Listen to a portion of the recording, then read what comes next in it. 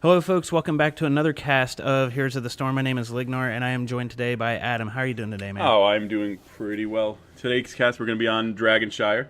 I know I've been waiting a long time to do some casting, so I was super excited when you were on the Nexus and then said, hey, let's go ahead and do some casting together, because I think it's really a two-person job, you know.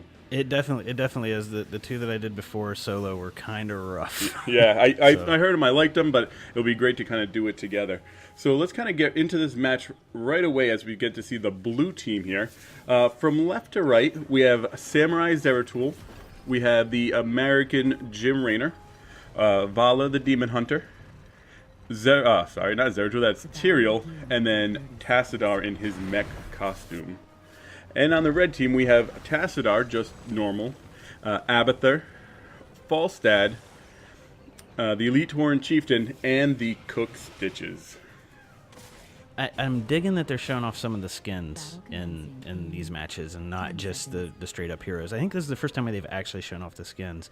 Well, let's talk a little bit about the map here that we're seeing here.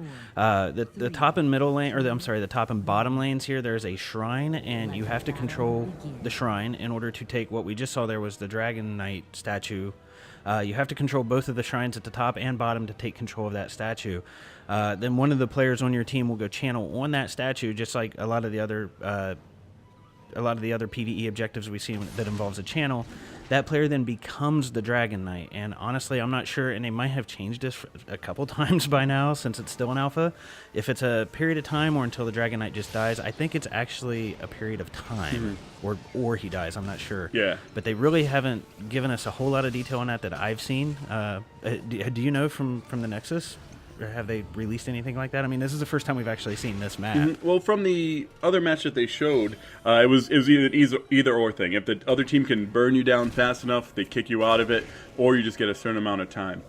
So it looks here in the top lane we have like a kind of a 2-on-1 going on with Stitches against Vala and Tyrael. So I'm wondering kind of how that's going to work with the meta, because it looks like it's like a 2-on-1 on top, a 1-on-1 in the bottom, and a 2v2 in the middle. So I'm thinking that's kind of be what we're going to expect in the future. Do you have any thoughts on that? I'm not real sure, other than I know they've talked to the devs about it, and they said that they've kind of developed their own meta in game when they're doing their internal testing.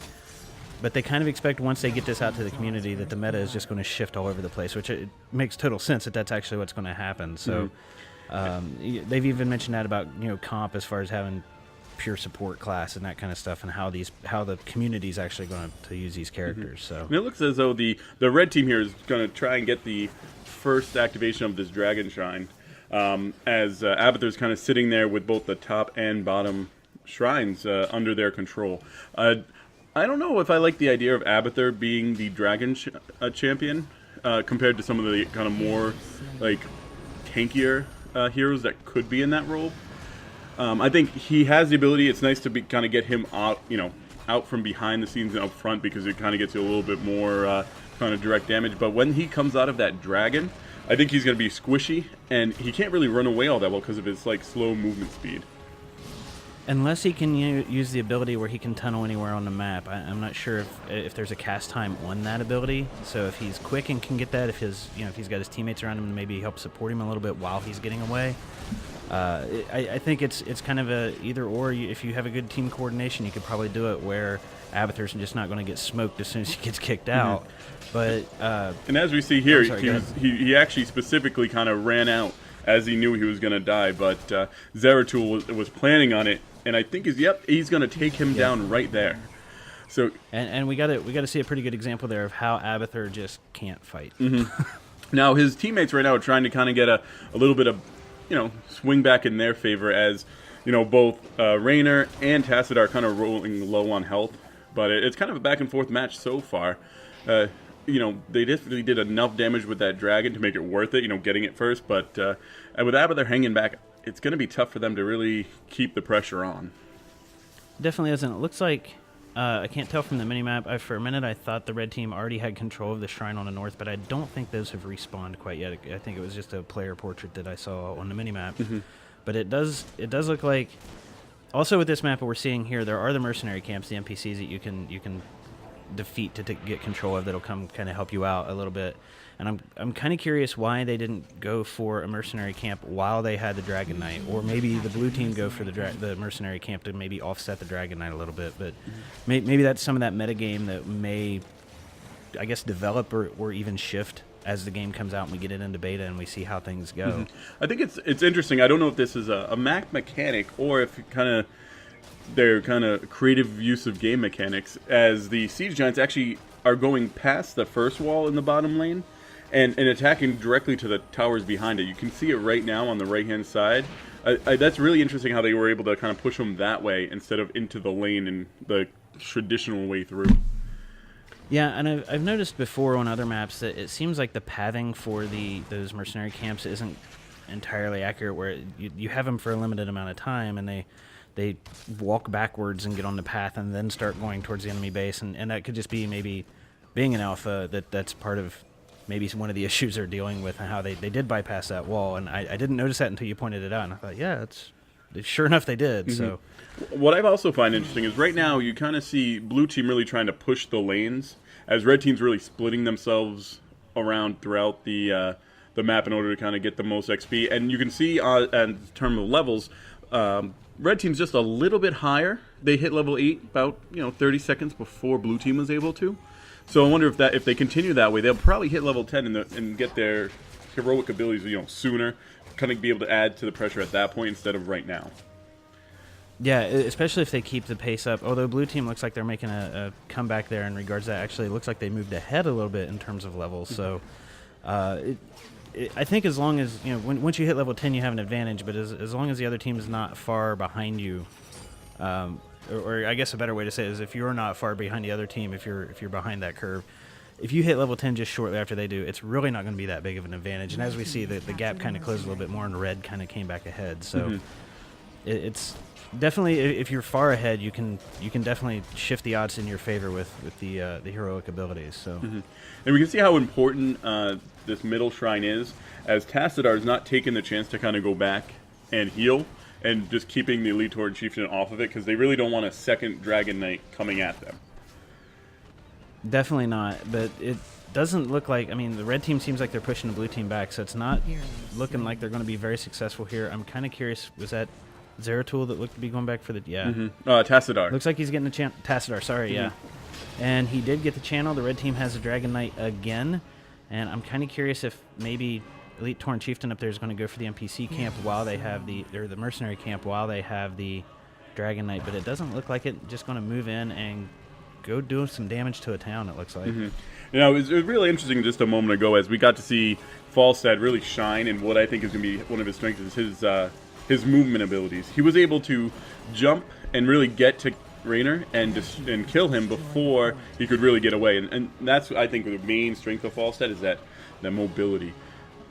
I think we're going to see a lot of that in coming games when we got to see what he's able to do and why people would choose him over, say, a more tankier or a more DPS focused champion. Yeah, and it's interesting that we saw it used that way, because in the other games that I cast, it seemed to be more of a defensive, I need to get out of here and avoid damage. So it's interesting to see it used in a more offensive fashion.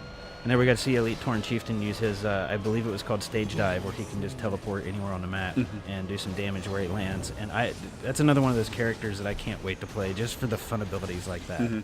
Now, Tassadar just popping out, this is what I was talking about, having kind of a stronger champion. He lasted a wee bit longer than Abathur was able to after coming out, and he was able to keep that pressure on through the entire Dragon Knight time, rather than falling back when he had like 10, 15 seconds left. Right. In the end, I guess it was the same exact situation where he got killed, but he was able to kind of keep that pressure on more. Blue team seems to really be pushing the kills right now, as I guess now that they're kind of catching up a little bit. They were down by 1 kill, and killing Falstad has kind of evened up the numbers there. Yeah, they're even in kills, but they are down 1 fort, so it seems like the advantage is slightly in the red team's favor, with them being almost to 13. They're 2/3 of the way to level 13, and blue just hit 12. So again, that's really not going to have that much of a difference until they get to 20. So we'll see how if that gap stays, or if the blue team's able to make up some ground. And we see those extra fort basically because they're able to get that Dragon Shrine above the blue team. And that's what's really pushing them to be able to stay in the lead right now. Blue has come back again with another mercenary camp. However, it looks like red, unless red got one as well, red was able to steal it, where you actually have to channel on mercenary camp after you defeat them in order for them to, go against your enemy. Right. Yeah, red team is again pushing back, and blue team did close the gap a little bit on... Oh, nope. I take that back. Just as I was saying, blue team closed the gap. Red got a huge jump in XP there, so they are almost to 14. And I don't think the shrines are up yet. They will be back in 12 seconds, according to the timer at the top. So it's going to be interesting to see if red team gets the shrine. If they get the Dragon Knight again, I think it's probably a little bit too much. The game is a little too far gone for blue. But we've seen other matches in the past where a team's on the ropes and they managed to come back. So it's going to be interesting to see how this plays out. Now, another time, like just a moment ago, we got to see really the tankiness of ETC, where he had 4 enemies on his back, and he was able to still get out of there alive. Now, that's the type of champion that I'm going to want to put into this Dragon Knight. Someone who not only gets in there with the Dragon Knight, but once he's there to stay as himself as well. I think we're going to see some real, a strong play from that if they choose to go that route. What kind of frustrates me, I'm not going to lie right now, is you really don't see what Abathur is able to do on the map. I know he's there and he's helping, but I can't pick out what he's done to help his team. It is kind of hard to tell from just the video that we have, but being able to just buff his allies and that sort of thing, it's kind of hard to tell with the UI that we have in front of us now. But he is engaged. I guarantee you, Abathur's not just hanging out in the background, twiddling his thumbs. What's funny is, as I say that, Alan Newman, who is Abathur, was able to make the clone of ETC and actually show us a thing or two. He's like, you know what? You're gonna tell me I'm not doing anything? Here I am as ETC. It's like they were listening to us or something, Exactly. So we have the Siege Giants down in the bottom for red team. They're trying to work their way into getting a couple more forts down, as they actually are up 3-6. And they have the Dragon Knight now as well, making another push. So I'm not sure how this is going to play out for blue, other than probably not good. Yeah. Well, so who do we have in the Dragon Knight right now? It is Abathur again. So they're sticking to Abathur as their Dragon Knight. They want to kind of have a strong front line instead of Abathur sitting in the back when it comes to Dragon Knight. The only logic I can put behind that, having not played the game yet, is it gives you, rather than having 3 heroes and the Dragon Knight fighting up front with the push, you now have all 4 and the Dragon Knight. So all 5 of your heroes are able to contribute to the push. And it seems to be working out for him. I mean, Abathur, we saw him die relatively quickly before, but it seems like it's working for him, and maybe not having Abathur's buffing abilities is not really hurting them too bad. Obviously, it's not. They seem to have the game pretty well in hand here. They just took down another fort. They haven't lost a fort themselves, and blue is down to 2 forts remaining. Plus, red team is on level 17. They are 2 levels ahead, but blue just jumped from 14 to almost all the way through 15. So they're able to close that gap really quickly, and I think probably... Well, they got a kill there, right?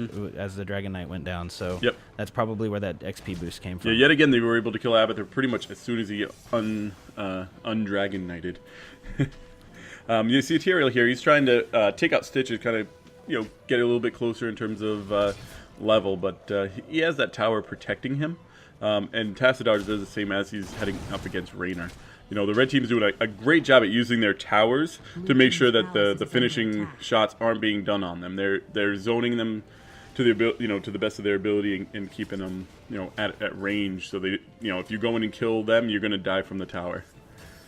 Yeah, and then and we just saw an example of why I'm really looking forward to playing Raynor. He looks tanky enough. I mean, at 3-on-1, and he lasted for quite a while there, with 3 red team players just beating on him. So. That and calling in the Hyperion, I just can't wait. Yeah, it looks, although in this match, that he didn't actually take the Hyperion. He actually took the Banshees. A little while earlier, I guess, saw the Banshees come down. And I love that ability for you to choose which heroic ability you have, because depending on the damage and the time it lasts, they really could affect gameplay significantly. And you get to choose it in each game, and so you can really customize it to the situation, which really brings that depth that Blizzard wants, where it's easy to play, but it's difficult to master and know which ability you should choose at what time. Right, and I think you probably took that because of the stealth ability on the other team because those can attack stealth units. So. Yeah, with Zeratul being able to stealth, it's a big plus, especially in these team fights where you don't really quite see what's going on. Yeah, the only thing you can see there is there's the Banshees, but the red team did have the NPC, the mercenary camp. So, and the red team is going for the shrines again. I don't see. Honestly, I'm not sure they even need to get the Dragon Knight, but if they do manage to, I think it's game over for the blue team. They seem to have just been handled with no just reckless abandon, just taken out. It's usually we see a little bit closer match from the developers, but I'm kind of curious if this is a comp or just a meta game or what's causing that shift that we're seeing here. I think part of it too is their strategy.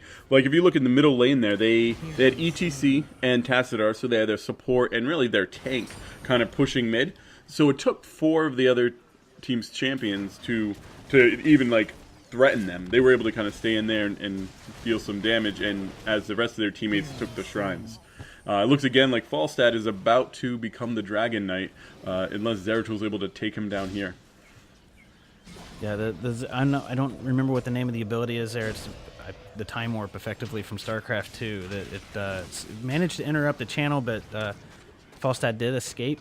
Kind of curious if he's going to get back in and get the channel on. Most of the red team's there to support him, so we'll see. It looks like he's going to succeed, and he does. And he does, yeah. I mean, he's going to push through that the town, if it's not already dead. Man, that's what I'm really looking forward to, is be able to kind of pick and choose my own place to look, because it's like, what is he heading towards? But it looks like he's heading towards, what do they call it, the central, is it the Nexus? Or no?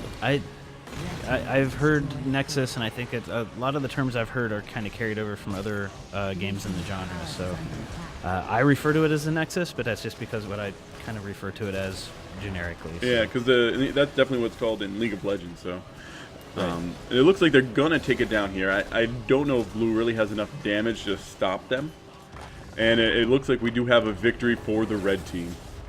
It's definitely so. The blue team had one player down, plus the red team had the Dragon Knight, and I just don't think that there was enough there to fight off the red team. But that's pretty much it for this game, guys. Thank you all for watching. Is there anything you want to add about the map or the game in general that you've seen so far that you're looking forward to or not looking forward to in particular? Or? I mean, I'm really looking forward to how quick these games are, because there's nice in and out games, but how important those objectives are in this game. Like if Red showed here that if you control that dragon the entire game, you're gonna win your game.